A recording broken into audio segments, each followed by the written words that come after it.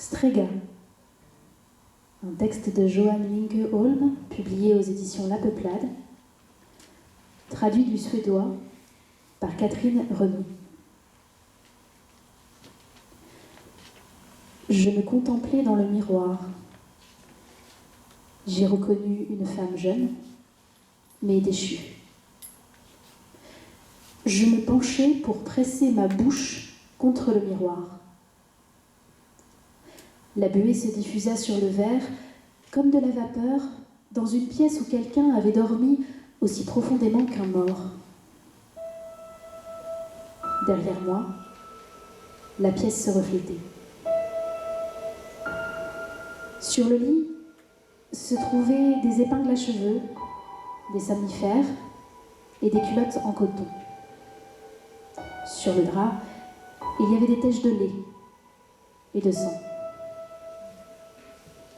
Je pensais, si quelqu'un prenait une photo de ce lit, toute personne sensée se dirait qu'il s'agit de la reconstitution du meurtre d'une petite fille ou d'un enlèvement particulièrement brutal. Je savais que la vie d'une femme pouvait se transformer à tout moment en scène de crime. Je n'avais pas encore compris que je vivais déjà dans cette scène de crime, que la scène de crime n'était pas le lit, mais mon corps, que le crime avait déjà eu lieu. La gare était déserte. Je tenais mon billet dans la main et le papier se désagrégeait au contact de ma peau. Je montais dans le train. De l'autre côté de la vitre, les montagnes devenaient de plus en plus hautes et la végétation s'estompait. Je traversais des villages déserts. Je lisais, écrivais des cartes postales. Des vergers, des forêts, des cours d'eau défilaient sous mes yeux. Le compartiment se vida peu à peu de ses occupants. À chaque gare, quelqu'un disparaissait. Des femmes, vêtues de noir, saluaient de la main des enfants, vêtus de noir. Un soldat agitait un fanion. Partout, des gens s'embrassaient. Finalement, il ne resta plus que moi. J'appuyai mon front contre la vitre et j'écarquillai les yeux. Tout semblait tout à coup artificiel par ici. Les montagnes étaient comme éclairées par en dessous par de puissants projecteurs. Au pied des montagnes, des arbres se dressaient, parfaitement alignés, comme coulés dans la cire et recouverts de paillettes. Des gouttes de rosée en silicone étaient suspendues sur les roses des Alpes. Une cascade bouillonnante semblait figée dans le temps. Je regardais les montagnes et les montagnes me regardaient. Sans aucun doute, un endroit maléfique déguisé. Au-dessus de la porte, un panneau lumineux se mit à clignoter. « Terminus !» en vert fluorescent. Je sortis mon petit miroir de la poche antérieure de ma veste d'été. Ma bouche brillait toujours, mais je remis quand même du rouge à lèvres.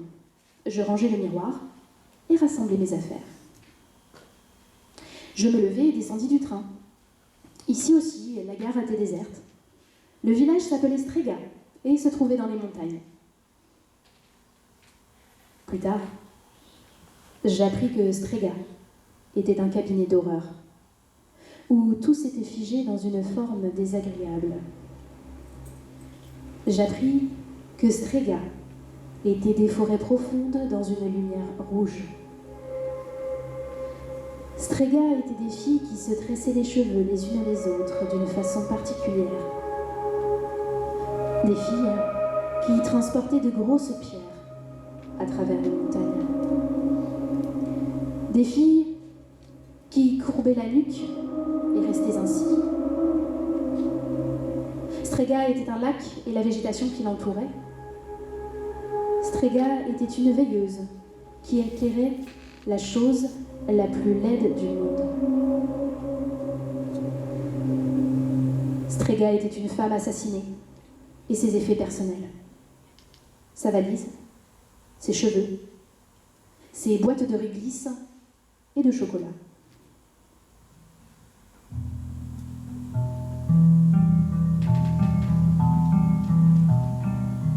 Comme sorti de nulle part, l'hôtel surgit derrière un très vieux chêne noir.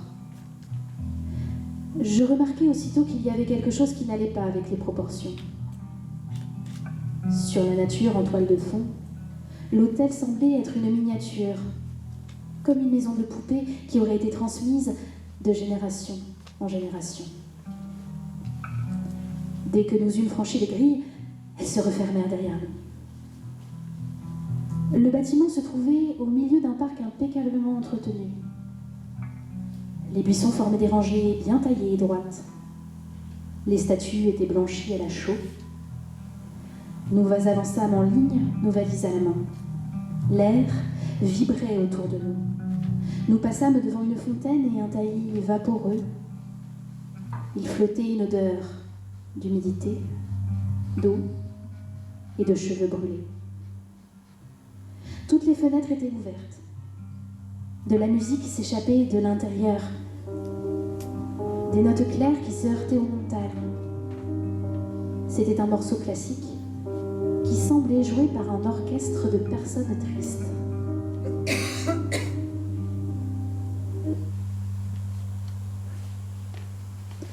Je ne savais pas pourquoi l'endroit m'effrayait. C'était une belle journée et tout ce que je découvrais était magnifique. Je m'arrêtai un instant, essayant de remplir mes poumons de l'air raréfié. La fontaine gloutait doucement. Je regardais autour de moi.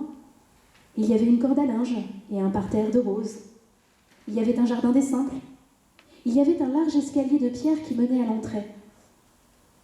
La porte principale était d'un brun foncé et avait l'air d'avoir été taillée d'une seule pièce, dans un arbre anormalement grand. L'une d'entre nous se pencha en avant et frappa. Je fermai brièvement les yeux comme pour me cacher.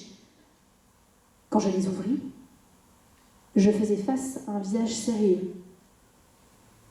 Devant moi se tenait une femme, un plumeau à la main.